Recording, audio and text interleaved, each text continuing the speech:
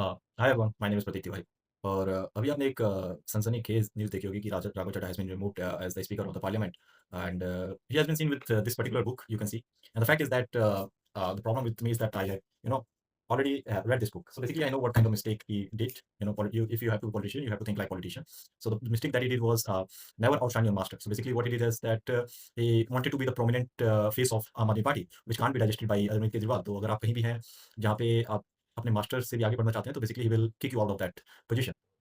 Had happened with him. उससे पहले थोड़ा-सा राघव चड्ढा जी के बारे में जान लीजिए। तो he is basically 37 years old. He has a spouse named Parineeti Chopra. She is a good actor in Bollywood. Along with that by profession he is the member in the MP in the parliament in the Rajya Sabha, and he is by profession chartered accountant. This is his the basic. कुछ उन्होंने अच्छा काम भी किया है as a as a member of the आम Aadmi party. Like कुछ bills and rules regulation उन्होंने पास किया था, जैसे कि राइट टू रिकॉल रूल। इसमें क्या था कि जितने भी एमपी एमएलए है, if they are not working properly, so in between in their mid terms they can be removed और their position can be revoked as of now. तो ये एक अच्छा बिल था। Income tax and financial reforms भी वो कुछ लेके आए, जिसमें क्या था कि हस्बैंड और वाइफ को सेपरेट इनकम टैक्स की जगह एक ऑप्शन दिया जाए कि आप दोनों एक ऑप्शनल में एक साथ ही टैक्स पे कर दें, ठीक है? गिग वर्कर्स रेगुलेशन सपोर्ट भी वो लेके आए। इसके अंदर क्या था कि जितने भी गिग वर्कर्स हैं, जो बेसिकली जैसे ज़ोमैटो हो गया, ज़ेप्टो हो गया, ज़िंगपिंग हो गया, सो बेसिकली दिस वर्कर्स जो डेली वर्कर्स होते हैं, तो इनको कंपनी जो है वो बहुत ज़्यादा एक्सप्लॉइट ना करे। और आपने एक वीडियो भी देखी होगी उनकी 1 घंटे की, जिसमें वो he by himself is riding the bike and trying to figure out what kind of situation that this gig workers have to face on each and every day. तो ये इनके अगेंस्ट भी रेगुलेशन लेके आए। और पॉलिसी रिफॉर्म डिमांड भी है। Opposition to FCRA amendment bill, तो फॉरेन कंट्रीब्यूशन रेगुलेशन एक्ट। ये क्या होता है कि फॉरेन से जितना भी पैसा आता है इंडिया के अंदर, बेसिकली हमें फॉरेन से we are as a developing India is a developing country, so we receive a lot of money from the foreign countries as charity, and that money is received in response to government organisations, ठीक है? तो इसमें क्या होता है कि जितना भी पैसा इनको रिसीव होता है, ये ह्यूमन वेलफेयर के लिए यूज होता है, बेसिकली कहा जाता है। लेकिन in reality NGOs, majority of the NGOs, ठीक है, मेजोरिटी ऑफ द एनजीओज जो पैसा रिसीव करती हैं, या जो एनजीओ बनाया जाता है इंडिया में, वो इसलिए बनाया जाता है ताकि ब्लैक मनी को व्हाइट किया जाए। This is the reality of India, ठीक है? तो इसके ऊपर भी वो रिफॉर्म लिखा है। अब इनकी सरकार की बातें कर लेते हैं थोड़ी-सी। आम आदमी पार्टी के बारे में आप जान लीजिए। तो आम आदमी पार्टी की सरकार 2 बार आई है। पहली बार 49 डेज़ की सरकार आई, उस टाइम इन्होंने क्या कहते हैं, बिजली की सब्सिडी, पानी की सब्सिडी, ये बहुत ज़्यादा हाइप में थी, इन्होंने दी। लेकिन 49 डेज़ की सरकार इसलिए की जाती है क्योंकि 49 डेज़ बाद इन्होंने रिज़ाइन कर दिया। क्यों? क्योंकि उस टाइम एक लोकपाल बिल था, जिसके बेसिस पे इन्होंने अपनी पार्टी बनाई थी, और ये उस बिल को पास नहीं करा पाए, तो इन्होंने रिज़ाइन डाल दिया। और लोकपाल बिल क्या है? अगर आपको मैं in a nutshell if I tell you, तो उस बिल के में ये था कि कोई भी नेता नॉर्मली अगर आम आदमी चाहे तो उसके ऊपर इंडिपेंडेंट इन्वेस्टिगेशन करा सकता है, और अगर वो गिल्टी पाया जाता है तो he will be removed of his और सीट। लेकिन आपको पता है ये देश नेता से ही चलता है, तो नेता लोग तो ये पास होने ही नहीं देंगे, तो इसलिए उन्होंने रिज़ाइन दिया। दूसरी उनकी सरकार आई 2015 से 2020 के बीच में, उन्होंने बहुत अच्छा काम किया।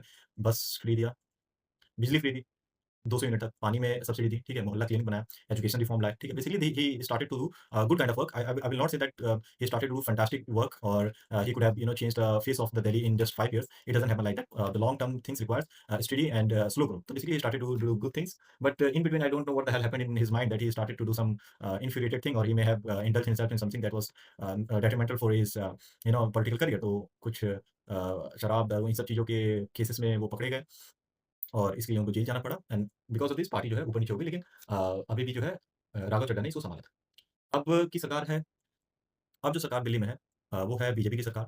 बीजेपी की सरकार आई रिज़ाइन इन दिल्ली, लेकिन बीजेपी की सरकार में भी मैं ये चीज़ कह सकता हूँ कि we are not seeing any progress. Road is dilapidated a lot. You may see a lot of potholes all over the Delhi except posh area because all the governments or the senior officials reside there. So basically it's obvious kind of things that they all the roads will be maybe constructed at this point of time. But I'm talking about the amenities that is provided to the middle class areas. You will always see that the roads are dilapidated. So we can say like that.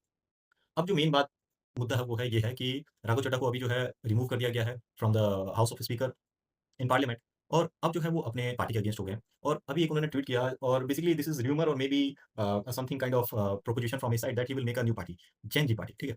वो जेन Z party बनाना चाहते हैं, एक youth की party बनाना चाहते हैं। He want to be the leader of the face of the youth basically, and I approve of his this kind of decision. हम चाहते हैं कि कोई नया आए, ठीक है? कुछ नई पॉलिसीज लेके आए, ठीक है? कुछ नए रूल्स एंड रेगुलेशन लाए, because now the world is has become very much digital, very much so many countries has got so much ahead, and Delhi being the capital of India must be an example for the whole world, just like the New York City or Shanghai or Beijing or Tokyo or London or France, basically like that.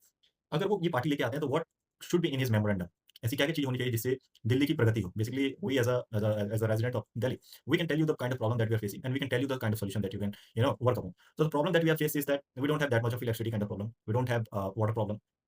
We don't have gas problem, but the problem that we face is of roads problem. We face a lot transport problems, a lot population has busted a lot. You will see a lot of population. तो अगर आप memorandum लाते हैं या अपनी सरकार बनाते हैं, तो आपको पहले जो मुद्दा होगा वो होगा पॉपुलेशन डेंसिटी, ठीक है? दिल्ली के अंदर बहुत ज़्यादा लोग हैं, डेंसिटी बहुत ज़्यादा बढ़ चुकी है, ठीक है? You will have to work on redistribution of people. आप उनको दिल्ली एनसीआर में बसाइए। आप आप कोशिश कीजिए सरकार को या सेंटर को कि वो दूसरे स्टेट को इतनी डेवलप करे ताकि लोगों को दिल्ली में ना आना पड़े। पहली चीज़, दूसरी चीज़ ये। तीसरी चीज़, जब आप बजट लेके आते हैं, ठीक है? तो बजट में रेवेन्यू और डेफिसिट, तो ज़्यादातर स्टेट जो है उनको डेफिसिट फेस करना पड़ता है। लेकिन आप कोशिश करिए कि आप दूसरे स्टेट्स में जाइए, दूसरे कंट्रीज़ में जाइए, वहाँ से फॉरेन डायरेक्ट इन्वेस्टमेंट लाइए, आप छोटी-छोटी फैक्ट्रियाँ बनाइए।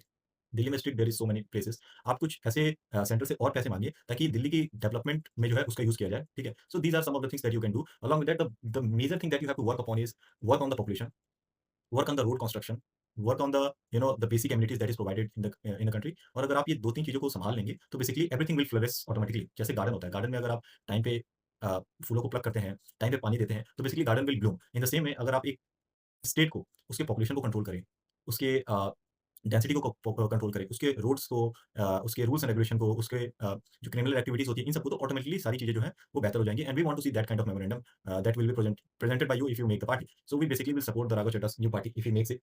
और जितने भी यंग लोग और जितने भी ये the people who will watch this video, you must approve a new person to make और bring some new changes because he is a chartered accountant and he has basically got a bit of experience in what is called in politics. So we want to see the new faces.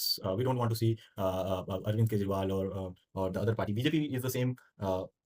और इसके अलावा इसलिए भी ज़रूरी है क्योंकि जितनी भी सरकारें हैं, बीजेपी हो गई, कांग्रेस हो गई, Aam Aadmi Party, we want an alternative with new options, ठीक है? जितने ऑप्शंस होते हैं, उतना अच्छा कॉम्पिटिशन होता है और that is better for the people. तो we approve of the Raghav Chadha's gen Z party and whatever the other people may like to say, आपकी जो भी राय है, वो कमेंट में लिखिएगा। And I think this is one of the best thing that I saw today. So basically don't forget to at the last read this book. It is very much important, for political career. Thank you very much, ladies and gentlemen.